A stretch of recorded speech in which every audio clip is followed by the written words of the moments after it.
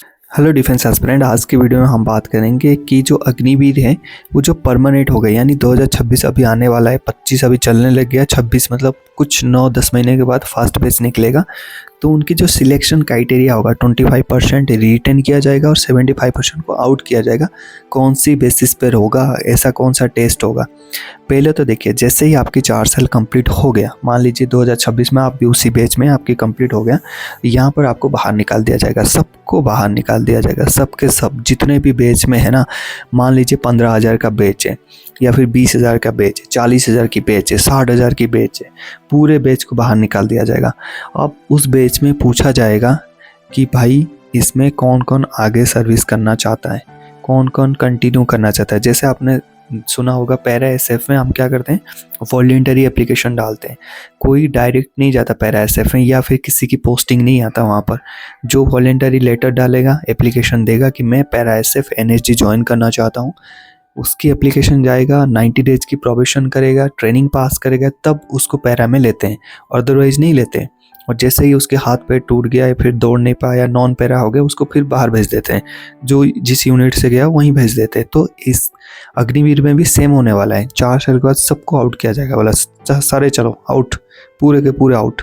उसके बाद पूछा जाएगा भाई ऐसा कौन सा बंदा है जो आगे कंटिन्यू करना चाहता है, आर्मी नेवी एयरफोर्स में, तीनों के लिए बता रहा हूँ। यहाँ पर एक चीज़ मैं आपको क्लियर के साथ बताना चाहता हूँ, एक्सपीरियंस के साथ। ऐसे बहुत सारे लोग हो गए जो आगे कंटिन्यू नहीं करना चाहेंगे।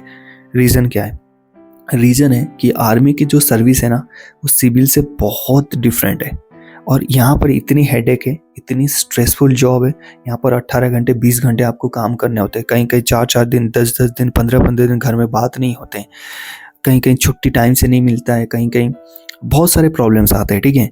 तो वहाँ पर कुछ ऐसे बंदे होंगे जो सोच रहे होंगे ठीक है, हम 4 साल देश की सेवा किया, बहुत बड़ी बात है, हम जाके सिविल में कुछ और करते हैं। कोई ऐसे लोग होंगे सोचेंगे ठीक है, हमें 12 लाख सेवा निधि पैकेज 11 लाख मिलेगा, हम बिजनेस शुरू करेंगे। देखिए इसमें कोई गलती नहीं है, 4 साल हो चाहे 1 दिन हो, आपने देश की सेवा किया, यूनिफॉर्म पहना, उससे कोई बड़ी बात नहीं है। लोग क्या आपको बोल रहे हैं, अग्निवीर थे, ये थे, वो थे, उसको मत सुनिए, ठीक है। आपने देश की सेवा किया है, बहुत बड़ी बात होता है। जिसके पिछवाड़े में दम हो ना, आके खड़े हो जाए आपकी, जैसे राजस्थान में 60 डिग्री टेम्परेचर में और सियाचिन में -35, 40, 55 में। बोलने के लिए बहुत लोग बोलेंगे, लेकिन उससे कोई आपने, लेकिन हमेशा एटीट्यूड अपने पॉकेट में लेकर चलना कि आपने देश में सेवा किया, चाहे वो अग्निवीर के थ्रू हो या फिर रेगुलर के थ्रू हो। आपने यूनिफॉर्म सेम पहना था जो एक रेगुलर पहना था, और आप अग्निवीर में कोई दूसरा यूनिफॉर्म आपको नहीं दे रहा है, ठीक है। ये बात तो आप मान के चलिए, ठीक है। तो यहाँ पर 4 साल के बाद सबको निकाल दिया जाएगा। उसमें से मान लीजिए देखो 100% से मान लीजिए 20% लोग तो आएंगे नहीं, ठीक है, 80% बच जाएंगे। 80% ही वॉलंटियर करेंगे कि हम करना चाहते हैं, या फिर 70% ही करें मेरे हिसाब से। तो 70% अगर वॉलंटियर किया, 80% करें, तो वहाँ पर उनको मौका मिलेगा यहाँ पर कि इनको बाहर निकाला जाए 20% को रखने के लिए। तो 20% तो रखेंगे और बाकियों को बाहर निकालेंगे। बट एक चीज़ मैं आपको बताना चाहूँगा, हो सकता है 99% चांसेस है कि 2026 में 50% को रिटेन किया जाए, क्योंकि स्ट्रेंथ कम होने के कारण सोल्जर्स और ज़्यादा रिक्रूट मतलब रिक्वायरमेंट होने के कारण पेंशन ज़्यादा लोग जा रहे हैं, तो इसलिए हो सकता है 50% भी हो जाए। चलो हम 25% के हिसाब से बात करते हैं। तो 25% के हिसाब से 25 रखने हैं 80 में से। तो ये क्या करेंगे, आपके कोई वहाँ पर टेस्ट नहीं होगा जो आप पहले सोचे थे ये टेस्ट होगा वो टेस्ट होगा, कुछ नहीं होगा। आपकी हर एक साल एक एसीआर भराया जाएगा। अब ये एसीआर क्या होता है? एसीआर होता है annual confidential report of soldier. एक बंदा हो, आप है, आपकी एसीआर हर साल भरा जाएगा। उस एसीआर में आपकी क्या रहेगा, आपने पूरी साल कैसा काम किया, आपने पूरी साल जो आपको ट्रेड मिला था, काम मिला था, जो आपकी ट्रेड है, चाहे ड्राइवर है, ऑपरेटर है, टी है, सर्वे, इन्फेंट्री में है, गनर है, जो भी आपको काम मिला, आपने उसको कैसा किया, कैसे परफॉर्मेंस है, मिलिट्री के ऊपर आपकी इंटरेस्ट कैसा है, आपकी एम्बिशन कैसा है, आप आगे मिलिट्री को लेके क्या सोच रहे हैं, आपकी एटीट्यूड कैसा है, आपकी ड्रिल की आप जब ड्रिल करते हैं आपकी ड्रिल की परफॉर्मेंस कैसा है, आपकी फिजिकल टेस्ट की परफॉर्मेंस कैसा है, आपकी फायरिंग कैसा है, आपके लोगों से बातचीत करने की तरीका कैसा है, वो सारे एक एनुअल कॉन्फिडेंशियल रिपोर्ट बनेगा, जो कि आपकी यूनिट्स की कमांडिंग अफसर उसको साइन करेंगे। तो वो 4 साल के लिए 3 बनेगा या फिर 2 बनेगा, जितने भी बने, उस एचसीआर को वहाँ पर कैलकुलेट किया जाएगा। उसमें ये बोला जाएगा कि हर एक यूनिट्स जो यूनिट है या फिर बैच वाइज एसीआर को मंगाया जाएगा, वहाँ पर से देखा जाएगा कि टॉप 25 कौन कौन ऐसा बंदा है जो हर एक परफॉर्मेंस में इनकी बहुत अच्छा है। उसमें मेन चीज़ क्या देखा जाता है मैं आपको बताता हूँ। उसमें मेन चीज़ पहले देखिए उससे सबसे मेन चीज़ क्या है। मेन चीज़ देखा जाएगा कि आपने 4 साल की सर्विस के दौरान ऐसा तो नहीं है कि आप छुट्टी गए, आए नहीं, एब्सेंट रह गए ऐसे ही अपने मर्जी से। ऐसा तो नहीं है कि आपने कुछ गलत काम किया है। ऐसा तो नहीं है आपने किसी को थप्पड़ मार दिया, आपने यूनिफॉर्म की मिसयूज़ किया है, आपने कोई इंटरेस्ट नहीं लिया सेना में, तो उस चीज़ों में वो देखा जाएगा। दूसरी चीज़ आपकी फ़िज़िकल कैसा है, आप कैसे परफॉर्मेंस करते हैं, कि आप बीपीटी पीपीटी टेस्ट आपने पास किया कि नहीं, वो भी देखा जाएगा। आपकी फायरिंग कैसा है, फायरिंग बहुत अच्छा है कि नहीं। लेकिन मायने क्या रखेगा आपकी, मायने आपकी रखेगा आपकी डिसिप्लिन कैसा है, दूसरा आपकी फिजिकल फिटनेस कैसा है। इन दोनों पे आपकी बनेगा मेरिट लिस्ट।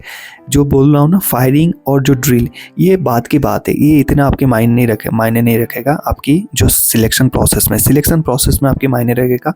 आपकी सर्विस के दौरान कोई ऐसा ब्लैक एंट्री, रेड एंट्री तो नहीं है। ऐसा तो नहीं कि आपको कहीं पनिशमेंट मिला है, ऐसा तो नहीं कि आप कहीं फंसे हैं ऐसे गलत कामों में, पहला चीज़। दूसरा चीज़, आपकी फिजिकल फिटनेस कैसा है, बीपीटी टेस्ट पीपीटी टेस्ट में आपकी परफॉर्मेंस कैसा है। ऐसा तो नहीं कि आप एक्सीलेंट से गुड में आ गए, सेट में आ गए, इसका मतलब आप फिजिकल सही कैरी नहीं किया, तो वहाँ पर भी आपके रिजेक्शन के कारण बन सकता है। ड्रिल और जो आपका वेपन ट्रेनिंग या फिर फायरिंग वगैरह, ये सारी चीज़ें चल जाएगा। लेकिन आपने ऐसा कुछ उसके बीच में कोर्सेज किया हुआ है, आपकी जो ट्रेड परफॉर्मेंस, जो आपको ट्रेड मिला था, यानी आपको जो काम मिला था, आपको गनर के ट्रेड मिला था, ड्राइवर मिला था, तो उस काम में आपको कितने आता है, बहुत जितने सिखाया गया आपको आता है कि नहीं आता है। नहीं आता मतलब आप इंटरेस्ट नहीं ले रहे उस काम में, मतलब आपको जाना है घर, तो वहाँ पर आपको भेज दिया जाएगा। तो ये रिकैलकुलेट होके आपकी जो एसीआर में जिस हिसाब से भरा होगा उससे 25% को बाँचा जाएगा, उनकी मेरिट लिस्ट आउट कर दिया जाएगा और बाकी जितने भी बच गए 75% को आउट कर दिया जाएगा। मैं वीडियो में जाने से पहले फिर भी दोहरा के जाता हूँ, ये मेरा एक्सपीरियंस है, आप देख लेना। आगे जाके सबसे पहले चेक आपकी डॉक्यूमेंटेशन होगा, आपके कोई ख़राब काम तो नहीं है, आपकी कोई ब्लैक एंट्री, रेड एंट्री। ये क्या होता है, ब्लैक एंट्री, रेड एंट्री होता है, आप कोई गलत काम करते हो तो उसकी ब्लैक एंट्री हो जाता है, बहुत गलत काम करते हो तो रेड एंट्री हो जाता है। वो हो जाता है तो आपकी सर्विस के ऊपर, आपके ऊपर एक दाग लग जाता है। जब आप सिविल में भी जाओगे ना, तब भी आपका कोई अगर सर्विस अब रिकॉर्ड खोलेगा, उसमें ब्लैक एंट्री में आप किसी ने आपको पनिशमेंट दिया है, रेड एंट्री में दिया है, तो उसके ऊपर एक गलत इंप्रेशन जाएगा कि बंदा ये सही नहीं है, इसकी जो ढांचा बहुत बेकार है, डिसिप्लिन सोल्जर नहीं है। तो उस चीज़ों का ध्यान रखना भाई, ऐसे कोई गलत काम नहीं करना। सीनियर्स के जो बातचीत के ऊपर कुछ भी स्ट्रिक्टली एक्शन हो जाता है, फौज में हर एक काम में हो जाता है, तो उस हिसाब से ध्यान रखना। दूसरा, अपना फिजिकल फिटनेस बहुत इंपॉर्टेंट है। फिजिकल फिटनेस बहुत इंपॉर्टेंट है, फिजिकल फिटनेस बना के रखना, चाहे वो पीपीटी टेस्ट हो या फिर बीपीटी टेस्ट हो, उसमें हमेशा कोशिश करना एक्सीलेंट कॉलम को छोड़ना नहीं है। जिस दिन आपने एक्सीलेंट कॉलम छोड़ दिया ना, उस दिन सोच लेना कि आपकी जो सिलेक्शन है काफ़ी मुश्किल हो जाएगा। ये दोनों चीज़ अगर आपने सही कर लिया तो आपको कोई नहीं रोक सकता अग्निवीर में परमानेंट होने का।